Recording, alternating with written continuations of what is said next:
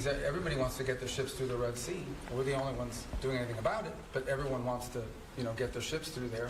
As I said, we've done the world a great favor by taking on this band of criminals who have, unfortunately, sophisticated weaponry that they can use to, they attacked, 150, 160 merchant vessels, 174 times they've attacked the United States Navy. So I think the world should be grateful to the United States for being involved in this and doing this. Everyone thanks us for it. I understand these nations have limited capabilities despite being very rich countries. Nobody else can project power there and do this. But that said, we think that mission is going to bear fruit, and it's necessary. We can't have a band of criminals controlling that. In the case of Iran, I don't know of any country in the world that's excited about Iran ever having a nuclear weapons capability. Some are more forceful about it than others. We've had talks about that. As you know, the president would like to figure out what's going to happen there, but he's also made it clear that there's not going to be a nuclear-armed Iran. That's not going to happen under his watch.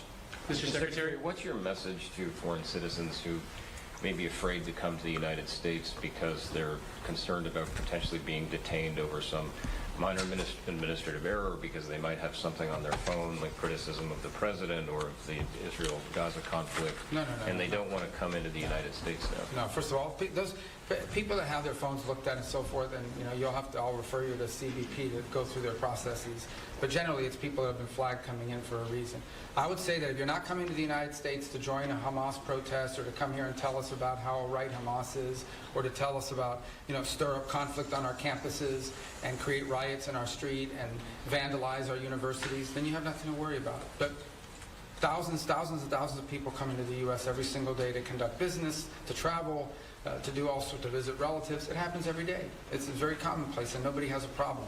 If you're coming here to create problems, you're probably going to have a problem, and I think that's a good thing. If you're coming here to create problems, not here in the United States, you're probably going to have a problem. Yeah, but we're not going to continue to be stupid enough to let people into our country who are coming here to tear things up. Not going to happen. Mr. Secretary, have the Russians done anything concrete to make you encouraged that they are truly interested in peace? And when you talk about timeline, I know you're not going to give a specific timeline, but are you talking weeks? Are you talking months? I think we're talking weeks, probably. Yeah. There's a lot that has to happen here in the next few weeks in order for this to be real. In terms of concrete, they've agreed to certain things. I think their things are not striking now that they were before. Obviously, both sides claim that the ceasefire is being violated. It's typical of ceasefires like this. But that said, not concrete in terms of are we closer to peace? We're closer to peace simply because we're talking to both sides, but we're not closer to peace because we have a deal on our hands to end this conflict. But we're going to know soon enough. That's my point I make everybody. People come, oh, well, Putin, you can't trust him. It's not about trusting Putin.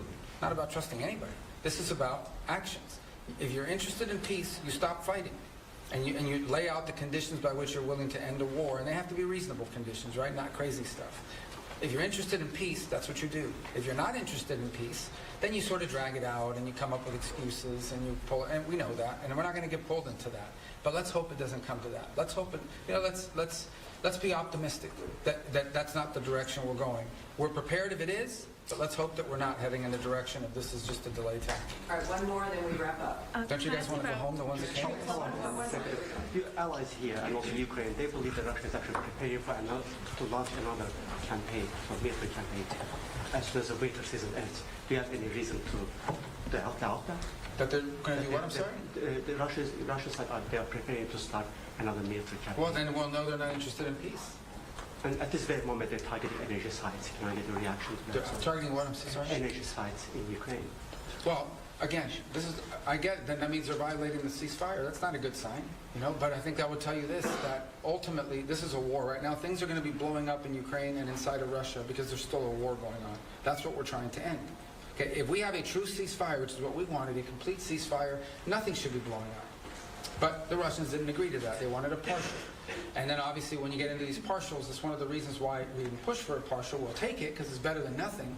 But one of the reasons why we didn't push for a partial, because there's always disputes about what are you hitting and what you're not hitting. But in the end, this is still a war, and we want it to stop. The fact that religious sites are being hit, or energy sites are being hit, or civilian sites are being hit, that's why war is a bad thing. And that's why the president wants to end it. As far as them conducting another campaign, well, then that'll be a very clear sign, right? If all of a sudden we wake up tomorrow and the Russians are launching a massive offensive, then I think that's a pretty clear sign they're not interested in peace. That hasn't happened yet. Let's hope it doesn't happen. We want to know whether they want to do peace or not. And if they do, then there's a way there, and we're willing to help. If they're not, then it's good to know early, so we can adjust our policies accordingly. All right, everybody, All thank right, you so much. thank you guys. Voilà, c'était donc secrétaire d'État américain, chef diplomatie Marco Rubio, qui était appelé bail journaliste détail sur plan que li gagnait, travail que l'a fait avec un ensemble de nations en dedans Organisation Traité Atlantique Nord ou bien l'ONU, également l'Union européenne. Chef diplomatie américaine fait comprendre que India, par exemple, China, c'est deux pays qui risqueraient, Arabie Saoudite, et ils doivent investir plus comme dans la question de défense et de sécurité. États-Unis, par entendre, pour la pas dépenser plus par ces pays qui ont même bénéficié de sécurité américaine en dedans ensemble organisation. Marco Rubio dit pas stupide encore, il va continuer de dépenser l'argent pour monde pendant que monde abserrer l'argent par dans pays. Donc il croit que un bon pays qui sont d'accord pour capable investir plus en matière de défense et sécurité. Les dit plus loin, Vladimir Poutine doit sérieux dans proposition pour capable joindre la paix, un cessez-le-feu en Ukraine ensemble avec la Russie. C'est pas question pour parler, mais il faut parler pour dire de bagages sérieux. Que ta proposition pour finir guerre là, il doit de bagages qui raisonnable, il doit pas de bagages qui voyer en l'air comme si moun pas capable attraper selon ça Marco Rubio fait connaître. Donc li quoi tout violation cessez-le-feu li a causé problème en dans Ukraine même en dans la Russie également. Donc c'est comme ça situation li yé nous censé résumer pour déclaration que chef diplomatie américaine Marco Rubio li saute fait là dans cadre viré tourner et je dis comme nous te dit nous charger couler bas puisque c'est anniversaire organisation traité Atlantique Nord qui ont sommet qu'a fait du côté de Belgique et côté que réuni on paquet l'autre dossier qui est pour discuter en dedans l'ONU. Nous espérons que nous va gagner genou sur machine l'ONU qui a fonctionné. Donc nous demandons pour rester ensemble avec nous sur réseau pour la Pstars FM Radio Télévision.